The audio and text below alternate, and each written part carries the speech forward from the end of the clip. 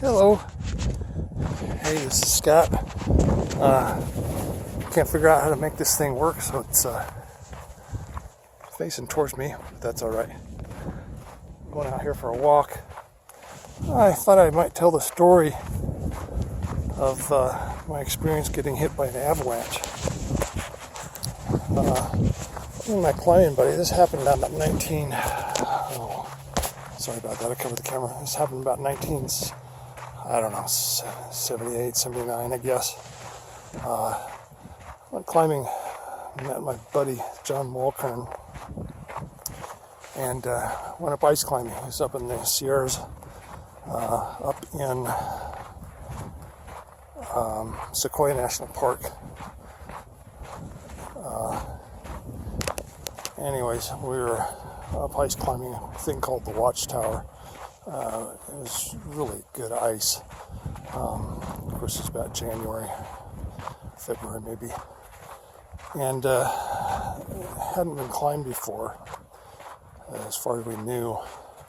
There's a large granite, basically monolith, peaks out around 10,000 feet or so, I don't recall.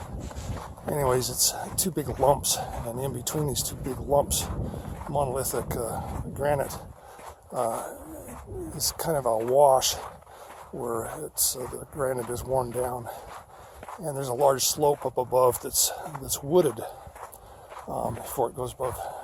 Well, I think it's all timbered pretty much, except for the avalanche chute area. And of course, in this gully, ice forms and avalanches occur, which wipes out all the trees and so forth. Anyways, we'd taken off our ski mountaineering boots, and I guess it was mountaineering boots, ice climbing boots, and using rainbow bindings, and we crossed the river after taking our socks off and wading across the river in our boots with our packs on. We had ski mountaineering skis, wide trucker skis back then with rainbow bindings.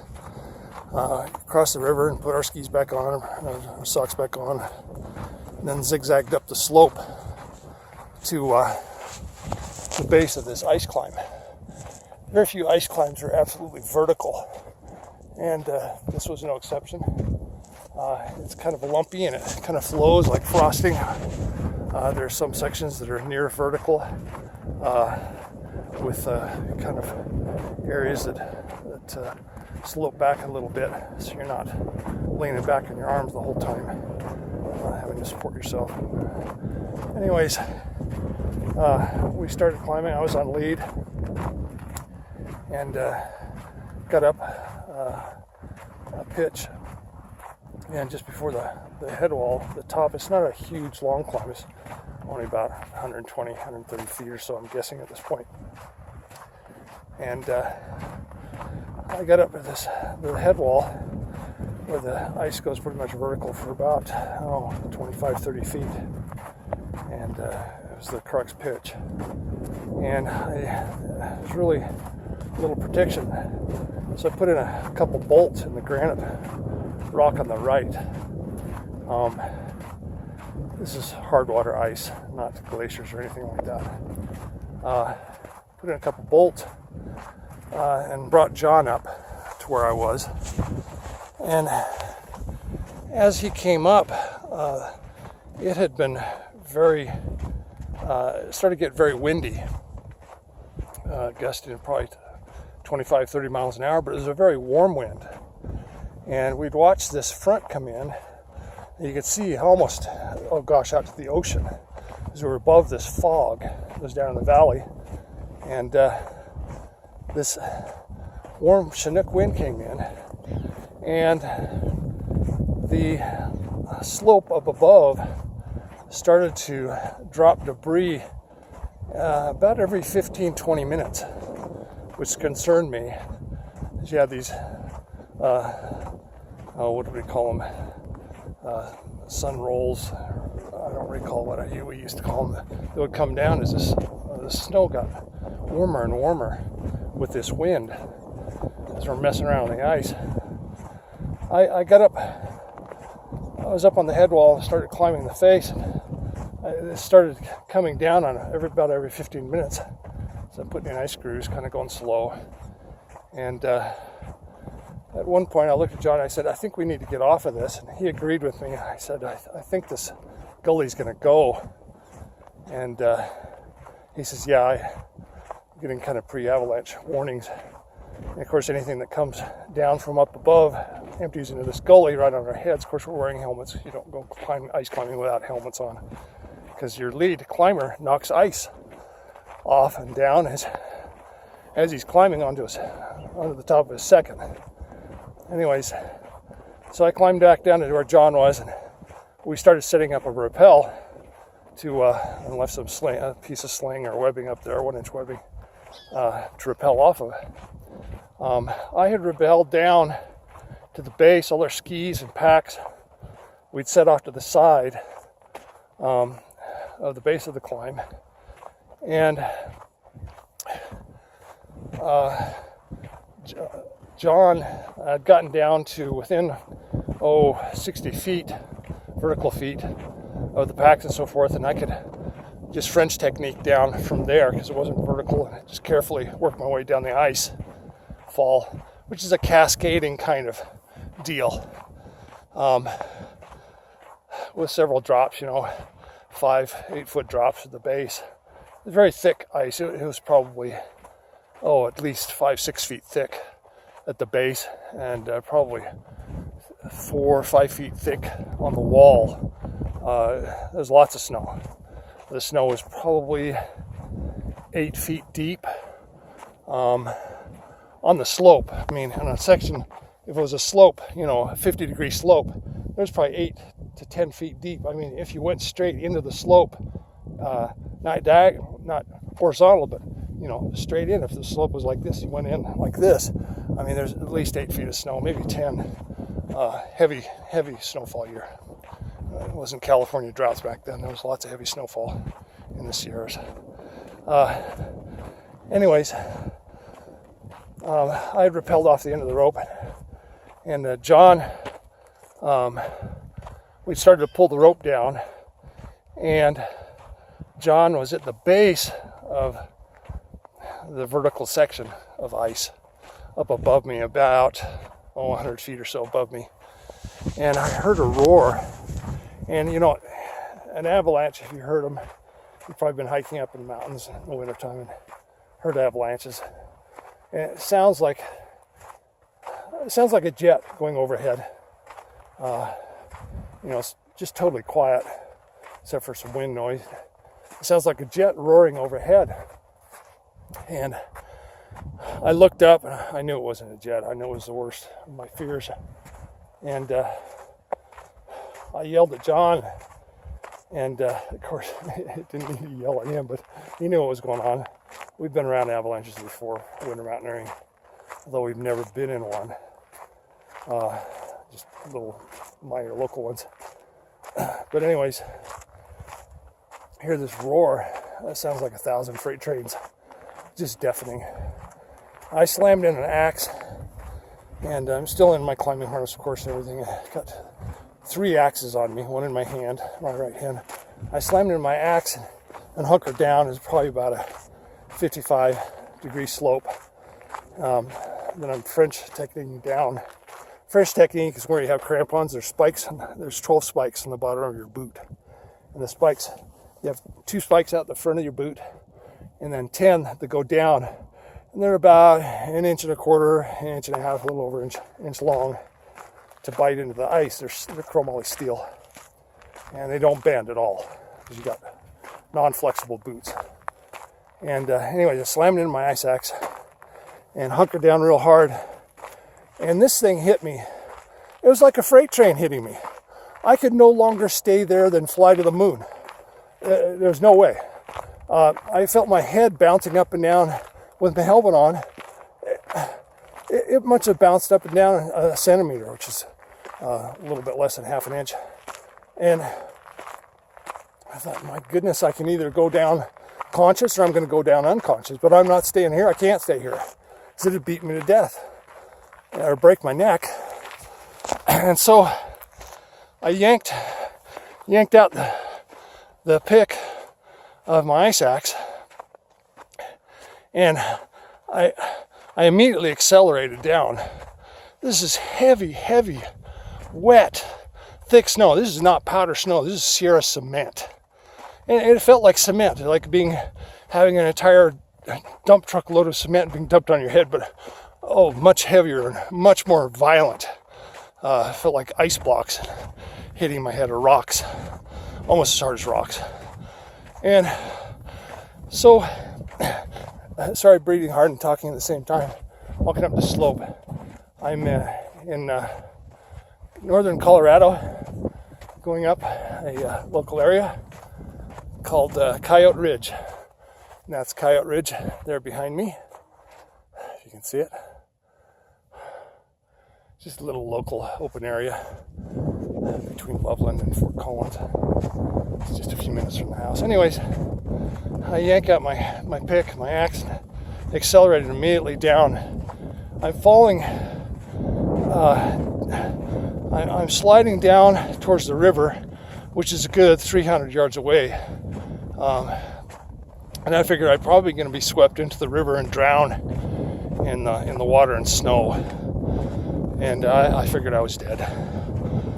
And it felt as if I had like 2 or 3 mattresses, big thick bed mattresses underneath me, and 2 or 3 bed mattresses on top of me as I go down these short vertical sections. They're maybe 5 to 12 feet long, and then I'd hit these slopes like this, and it'd drop off and off and on like this. It was easy stuff, you didn't really need a rope on if you're an experienced ice climber. You could just scramble down quickly with your tools.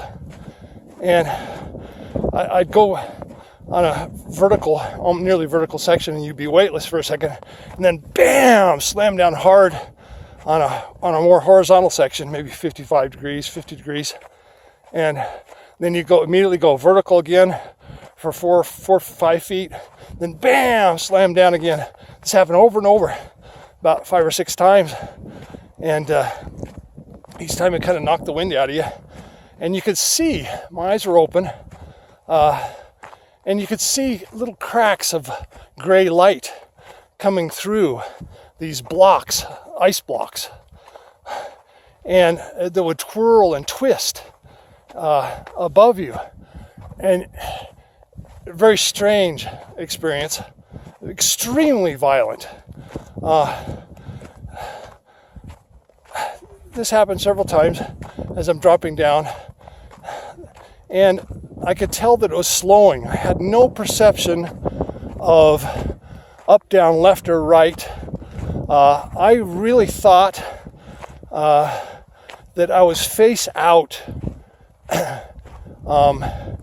as I was being torn through this. I was belly up at this point. Anyways, so I was aware of that. As the avalanche slowed, I knew from my reading and from other people's experience that you're supposed to basically do the backstroke, all right, to try to get yourself to float up above this mess and to try to get towards the surface. So I'm doing this, and this thing finally slowed down, and I knew that you're supposed to basically bring your hands in like this, both arms in, to protect your chest area, okay, to be able to push out with your elbows when it stops, because it solidifies, it gets hard like some concrete as it slows down and stops. And to cup my hands around my mouth and nose. So I did this with both hands and both arms, and of course I'm trying to breathe, and you're inhaling this wet powder into your lungs and choking on it at the same time. And it slowed, and then it stopped. And I figured I was face out to the slope. And I figured I was in some kind of a horizontal position under the snow. I didn't know, head up, head down, really, because it knocks you silly. It's so extremely violent. It stopped, and when it stopped, you cannot move your knees, you cannot move your feet, you cannot move your arms or your hands, you cannot move your head. You are encased in a concrete tomb. I knew when it stopped that I needed to breathe. Of course, I'm probably hyperventilating. It was total, almost sheer panic. I don't really recall being panicked. I was extremely concerned. And as I stopped, I pushed the snow away from my mouth and nose, and found that I could do so. And I was able to breathe. This was a good thing. The next thing I knew that I needed to do was orient myself.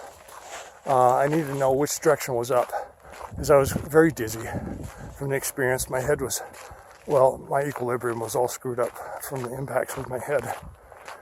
And I knew I needed to know which way was up. And morning, afternoon, whatever it is. And so what you do, I knew from reading, is you drool. And so I got some saliva going, and I drooled, and to my surprise, it drooled down my chin. So I thought, well, this is good. I'm right side up anyways. So at that point, I was able to push with my hands just a little bit around my mouth and around my chest. I tried to bring my elbows together and to create some space for my chest so I could inhale more deeply. And I was able to accomplish this just through leverage. You have a lot of leverage here and close to your body. The next thing I wanted to do was be able to get some movement around my head, and the snow is packed against, it's under my glasses, or dark glasses that I was wearing, and get some vision going. And the next thing I was aware of that I was doing was that I was able to turn. I have a narrow head rather than roundish from side to side, and so I had play in my helmet to the left and to the right, and I was able to turn around here a little bit. I was able to twist my head inside my helmet. I was wearing a Joe Brown brand helmet. This is a fiberglass helmet that was popular in the 70s. You've probably seen them in, I think you might have seen a Joe Brown in the Eiger Sanction with Clint Eastwood. I think one of the climbers was using a Joe Brown, not Eastwood. He was using some fireman's hat, weird plastic helmet that looked cool. That's the only reason he was wearing it. Directors had him wear that. But anyways, look macho.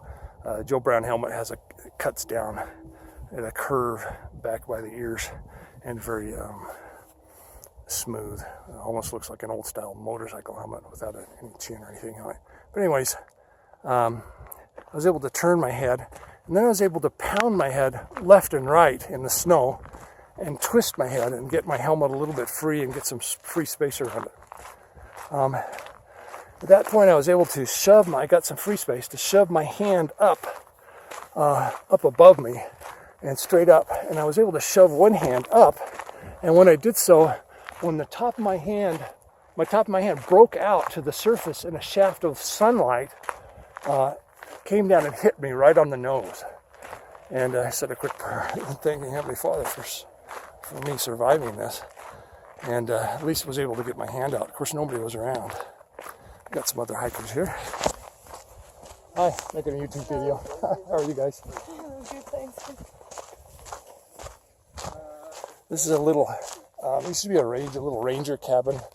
I don't know if they stayed there overnight. It might have been information or something like that. There's an outhouse there in the ranger cabin. And then it hikes. You hike up through this cut over here.